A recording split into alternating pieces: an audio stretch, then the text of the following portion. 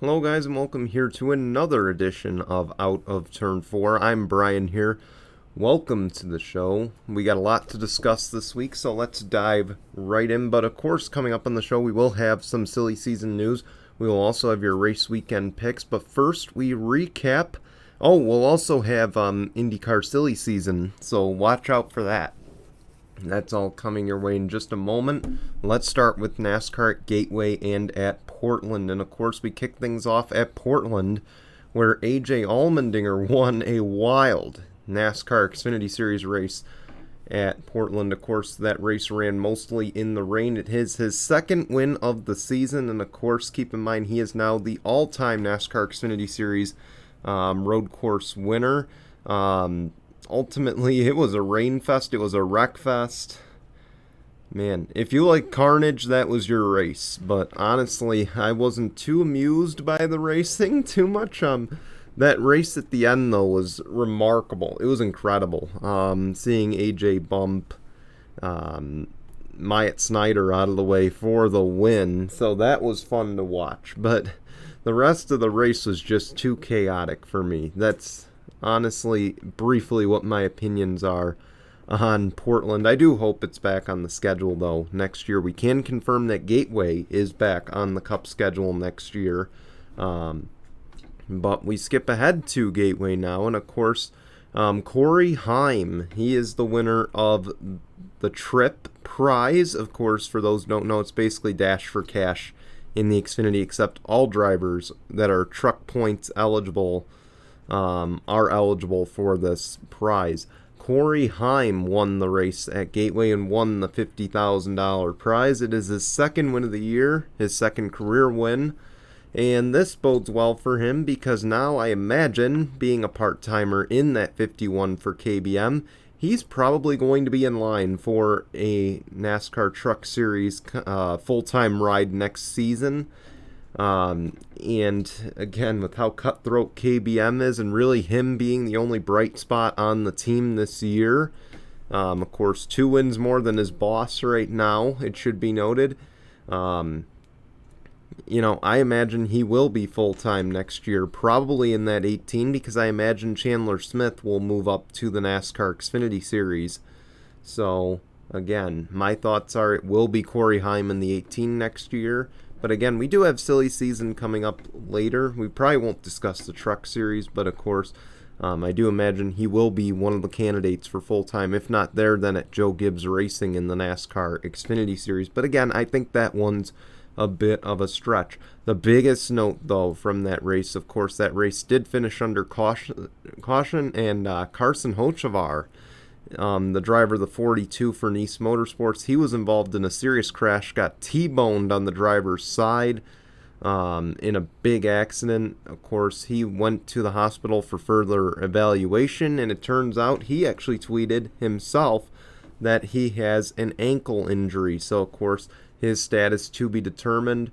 We're glad Hocevar is okay, and of course, even more glad, again, I can't state enough on this show how safe these race cars are built nowadays. So kudos to NASCAR, the racing teams, for building such safe race cars. And of course, we wish Carson Hocevar the absolute best in this recovery. I imagine, not a serious injury, thankfully, but of course we hope he'll heal up real soon. Skipping ahead to the NASCAR Cup race, Joey Logano is the winner of the inaugural Gateway race for the NASCAR Cup Series. It is his second win of the season. He, of course, dueled with Kyle Busch in overtime. Remarkable win for him. And, of course, I believe that's like his third win in the last few years on the new track. So, Joey Logano's got a knack for this thing. Of course, so the big headline involved Ross Chastain, NASCAR's the hottest driver in the garage this season so far.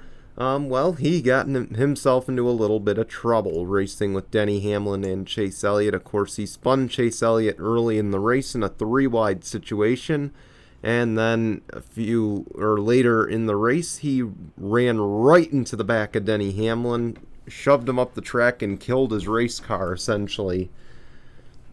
Denny Hamlin, Chase Elliott later tag teamed to put him in the wall. And then, of course, Denny Hamlin spent the rest of the race blocking him. Ross Chastain, after the race, very, very upset at his mistake, and he realized, he owned up to it, said that he expects that he'll get the payback down the road, and that, he hopes to learn from this, because it's not what his sponsors deserve. I will say, I give Ross Chastain credit for owning up to it. Not many drivers would own up to that kind of mistake. So good work, good job to Ross to own up to it. I guarantee you he will see payback, though.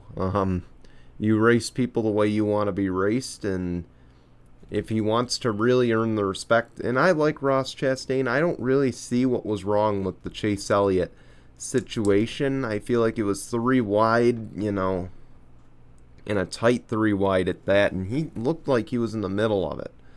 So I don't fault him, and this is me as a Chase Elliott fan. I don't fault him as much in that one. The Denny Hamlin one, though, I'm sorry, but Denny's done that for years. Denny, I believe, if we go back to Martinsville when Chase Elliott was driving the 24, if I'm not mistaken, Denny Hamlin did that to Chase Elliott.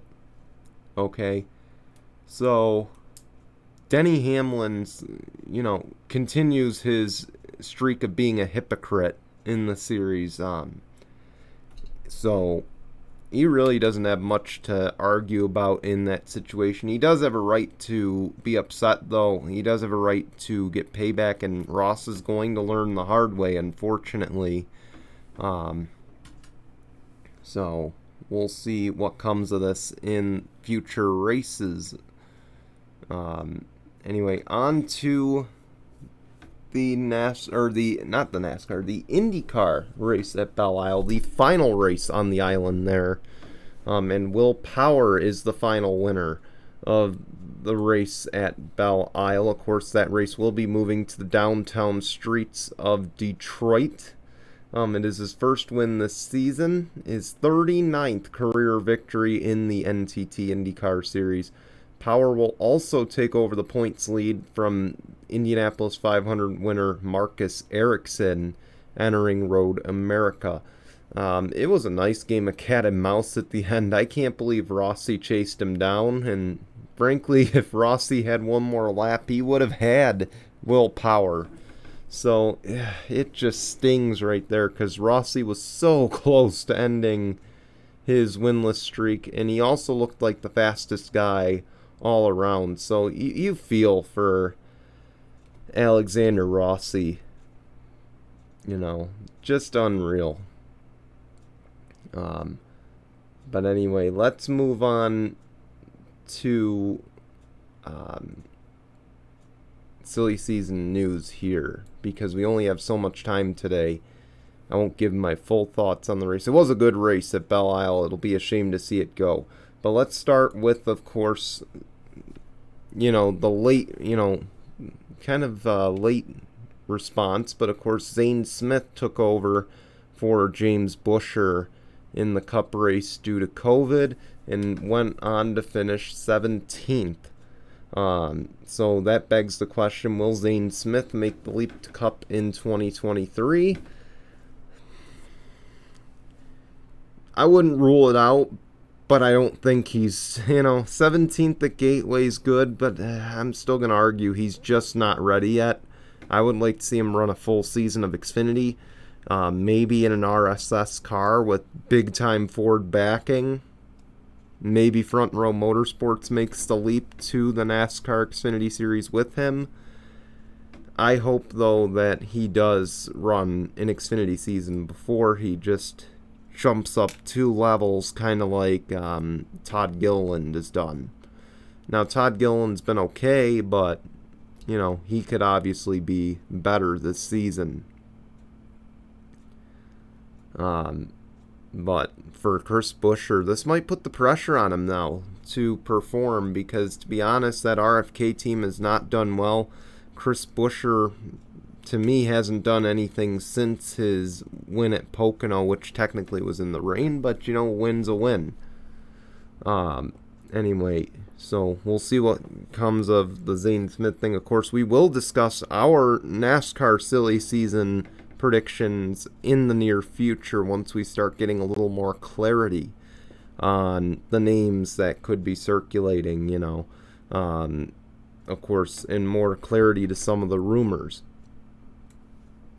All right, the other big announcements, of course, we did talk about this a few weeks ago on the show, and we've really been talking about it a lot here on Out of Turn 4, but now it is confirmed. Kyle Kirkwood will drive the number 27 for Andretti Autosport in 2023, replacing Alexander Rossi, who will move on to Arrow McLaren Schmidt Peterson effective next season. So ultimately, I think Kirkwood's a great candidate for Andretti to help them get back on the right track. So I really like that signing. And as far as Alexander Rossi to Arrow McLaren Schmidt Peterson, it's benefits Pato Award, and it's nice because he finally gets a strong second teammate. Of course, we don't know for sure what car Alexander Rossi will drive. It's rumored that Felix Rosenquist will return to the team. There's chances he might not. We know that Arrow McLaren Schmidt Peterson would like to expand to a 3-car organization with a 4th entry at the Indy 500. We don't know what that case is going to be for him. So still a lot to, figure out as we go into the final weeks, into the summer months is what I should say. So keep your eyes out, keep your ears open. We're just getting started, but the 2 biggest stories have already dropped as far as the IndyCar silly season. So that leaves me with no other choice. We now begin discussing the IndyCar silly season. Of course, this is an Out of Turn 4 production here. Let me just do this. So we are now going to flip cameras because I want to show you my top 5 picks, my big predictions as far as the IndyCar silly season is concerned. So here we are. Of course, we are on the computer screen. This is our silly season predictions. So this is the criteria, and please note this. The drivers that you are going to see on this list are not publicly known or heavily speculated as far as their 2023 silly season notes are. There's really not been much on them. And of course, IndyCar driver contracts, so confusing, but, we hope to get clarity. The drivers listed are most likely on the move or out of a ride after this season. This does not mean that it is guaranteed they are out of their rides. So I should note that. Please take this lightly. Again, my guesses on destination are based on pure speculation and educated guesses. They should not be taken seriously unless I say otherwise, that they should be taken with a little more consideration. So again, an educated guess. So don't land-based me. But we kick it off with driver number 1 on my list, and that is Helio Castroneves, the 4-time Indy 500 winner. He, of course, finished 7th in this past year's Indy 500. He enters Road America 16th in the standings. Of course, he could have moved up. He had a really good race going, but got a DNF due to electrical issues. But, of course, keep in mind, though, when we go to Indy next year, he will be a 48-year-old man. Is that going to scare teams away from him running a full schedule? I don't think at all it will scare a team away from getting him a chance to drive for 5. But I think it will hurt him in terms of running full-time compared to the younger guys. Now, his likely destination, I have Meyer Shank Racing. I really think that's going to be his one and only chance to stay full-time, and I think Mike Shank will absolutely keep him in the stable full-time if he knows what he's doing, which I know Mike Shank does. So I don't imagine he will move, but again, the reason he's on this list, we don't know what's coming next season for him. So that is why he has to be listed here. Second on our list is young Linus VK. Of course, the Ed Carpenter Racing driver. He won the 2021 GMR Indy Grand Prix. Of course, he has also matured a lot in the last few seasons, and to be honest, he's been the top performer on that Ed Carpenter Racing stable. I should note he's, again, outperformed that equipment. But the thing is, he still has a tendency to somewhat make decisions that could be seen as in over his head. But with that said, I think now, I said Elio is number one, but that is based on his resume. In terms of age and potential, I think Linus VK is number one. And that said, I would like to highlight that I have added Team Penske to this list because, again, they went down to 3 cars this season. They really didn't see a path to a 4th car. They could very well see it this offseason with Linus VK, and I think he would be a great addition to the team. I look back, when I see Linus VK competing up front, yeah, he doesn't quite have the wins yet, but again, Ed Carpenter Racing builds cars to win the Indianapolis 500 and to compete in the Indianapolis 500. They're really not seen other than that. So, honestly, a move to a team like Team Penske, this could be seen as a Joseph Newgarden type move. Of course, Joseph Newgarden, an Ed Carpenter alumni as well. So, and you've seen what Joseph Newgarden has done in his time at Team Penske. Could we see the same from Linus VK? That's a possibility. The other possibility I see is him returning to Ed Carpenter Racing, assuming that Penske doesn't have the seat, assuming that Linus VK doesn't have the funding. That's another possibility, and I've added this one as a curveball. Rahal Letterman Lanigan Racing, of course, they have struggled this season. It is no secret, since upping their game to 3 full-time cars, they have not fared very well. So, could this be a possibility that they add a young, talented driver to the list? And not to mention, they also lost Takuma Sato this offseason in the addition of 3 cars. So 2 new teammates to Graham Rahal. It's been a struggle. It'll be interesting to see if they do make any changes to their driver lineup. And Linus VK could be that guy for this team to get them over that slump that they have experienced. Of course, the next one on this list is Felix Rosenquist, another one-time IndyCar winner in the 2020 Road America race when they ran the doubleheader. He just ran his best oval race ever at this past season's Indy 500, and it should be noted he finished 4th. Now, the reason I bring that up, we still don't know a schedule, but we know that Penske Entertainment is exploring running more ovals in the future. So that is why I bring that up, that it could be cutting road courses, maybe adding to the schedule that we already see. But again, some tendencies like Linus, he has a tendency to crash some race cars out. We've seen it at Ganassi. We saw it the last few years at Arrow McLaren Schmidt Peterson. But I do believe, and then the other thing is that this team is clearly in the tier 1 of teams if you look at it. Of course, I consider tier 1 to be Team Penske, Andretti Autosport, Chip Ganassi Racing, and the aforementioned Arrow McLaren Schmidt Peterson. And that's because Pato O'Ward has been competitive with that team. Pato O'Ward's been proven to win in those rides. I don't feel like Felix Rosenquist has lived up to that just yet. He needs to win a race.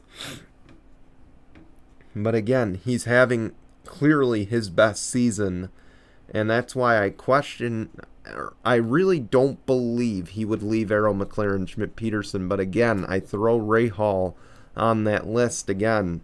With how much they've struggled, I think they're going to try to do everything they can to bolster their driver lineup around Graham Rahal.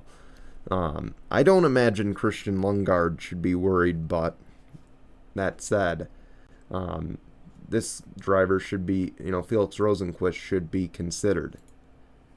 The next one, of course, and I may be biased, but Santino Ferrucci is number 4 on my list. Of course, part-time the last few seasons between Rahal, Letterman, Lanigan, and Dreyer and Reinbold. And then, of course, he just got a last-second start with Juncos Hollinger Racing. Of course, didn't fare well in that run, but he has averaged top 10s. He's gotten top 10s in almost every race he's run for Dreyer and Reinbold and Rahal, Letterman, Lanigan the last 2 years. A few of those Rahal, Letterman, Lanigan deals the last few years, they were last second, okay? They were put together the week of the race. The deal with Texas this year was literally the day of the race. They needed someone to replace Jack Harvey. So, that said, to hop in a car and finish top 10 in a car you've not practiced in, that should be highly noted.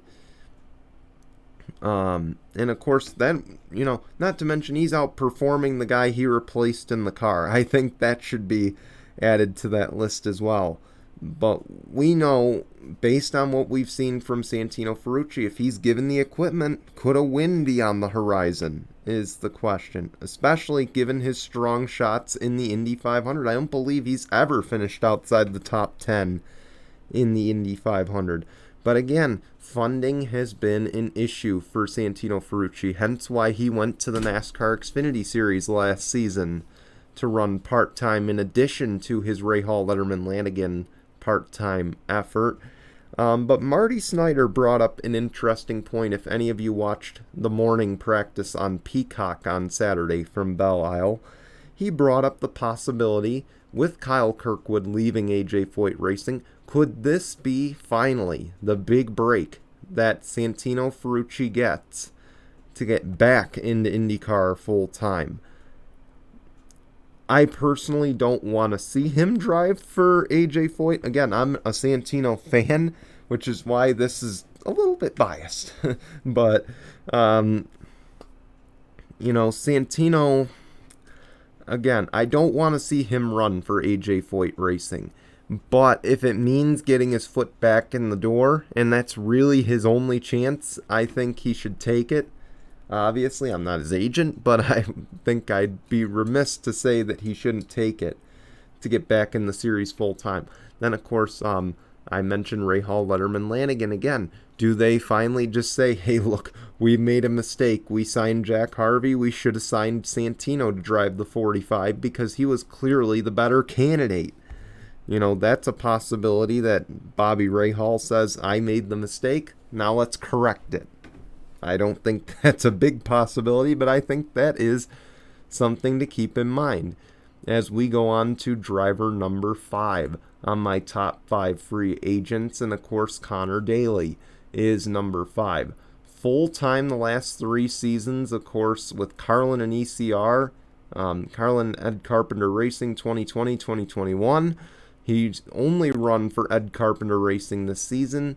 And keep in mind, he's had some strong runs the last 3 years. He is on track to have a career season this year behind the wheel with Ed Carpenter Racing. He's running 12th in the standings right now.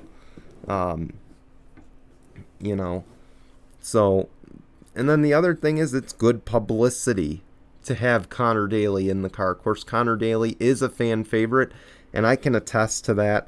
I've been at the tracks. I went to Pocono 2018-2019. I was at Mid-Ohio in 2021. I've met Connor Daley a few times, and I could tell you he's really good with the fans. And that's not even including his Twitch streams and his sim racing and all that. But Connor Daley is without question a fan favorite, and it's good press for Ed Carpenter Racing, and they'd be foolish to let a driver like him go despite not having a win. But again, I see that as his only destination. But the big question, again, we had this issue going into 2022. Connor Daley had problems securing sponsorship entering this season. We weren't sure what the future held for him, and within a month or two before the season, we finally got word Connor Daley will drive the 20 full time. The other question, of course, could ECR go younger? Could they go with another driver next season? That's things that need to be considered. But again, I think Ed Carpenter Racing, his big shot to stay in IndyCar. Now, I could throw this out there. I don't have it listed, but maybe a reunion with AJ Foyt. Who knows what the future holds. So other names I have on the list to watch. Now, these guys have garnered a lot of attention in terms of getting IndyCar seats the last few years. From left to right, I start with Linus Lundqvist, who is the Indy Lights points leader as of Belle Isle. Now, again, he wins the Indy Lights championship. That's going to throw a wrench in a lot of the silly season headlines, because we know Linus Lundqvist, if he wins the Indy Lights championship, will have a scholarship to go racing next year full-time in the NTT IndyCar Series, or mainly the Indy 500. And I don't doubt he will be heavily considered for a ride, maybe at Dale Coyne Racing, maybe elsewhere. That's going to bear watching. And of course, again, I mentioned AJ Foyt has an open seat. And that's another possibility. But teams like Dale Coyne, Ed Carpenter, AJ Foyt, they're going to be teams that really keep their eye on someone like Linus Lundqvist, who's having a strong season in Indy Lights and very well could bring that scholarship money. The other one, I think he's the least likely out of all of them, but I still list him because he's gained a lot of press the last couple years in terms of will he go IndyCar racing, and that is Kevin Magnussen, the Haas F1 driver. He, of course, was slated to run IMSA with Chip Ganassi Racing before the whole Nikita Mazepin bullshit that went down. I doubt he'll go IndyCar racing, but it's something that will be considered, I'm sure, as we go into 2023.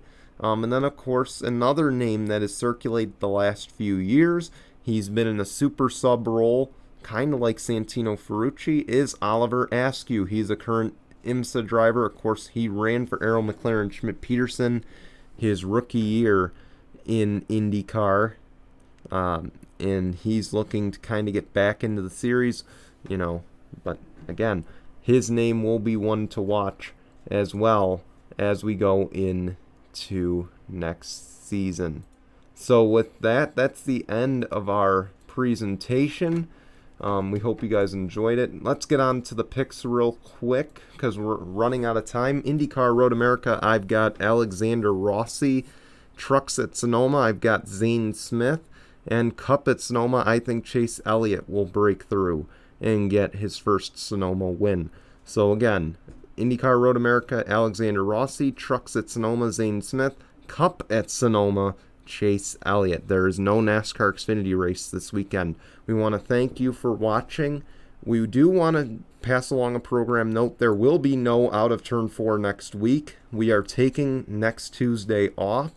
Of course, we don't have any racing next weekend. IndyCar and NASCAR all off next weekend for Father's Day. So we are going to take a little break in the middle of the season to get rested, rejuvenated, maybe. And then we'll be back the following week to get you set up for Nashville. Maybe we'll have some Cup silly season news. Of course, it is the only weekend off for NASCAR Cup Series, so that is another reason why we are taking the week off. So again, no Out of Turn 4 next Tuesday, so please don't be looking for us. But we want to thank you for watching. We will see you in a couple weeks. Until then, goodbye, everyone.